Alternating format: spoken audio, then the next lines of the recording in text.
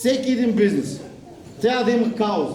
И каузата е, че Студио 3 има една кауза. Да бъде събирател.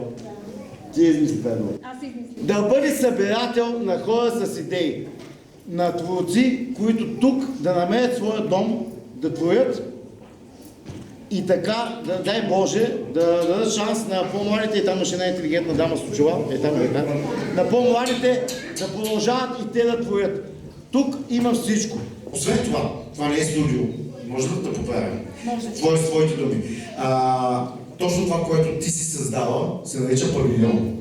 Защо? Защото тук може да се вкара голям декор, може да снимате филм, ако искате, ситкомче някакво сладко, може да снимате вашия блог, влог или както ви е кеф да си го наричате, може да станете супер инфлуенсъри. Но само ако сте в Студио 3, ще имате по-голям успех.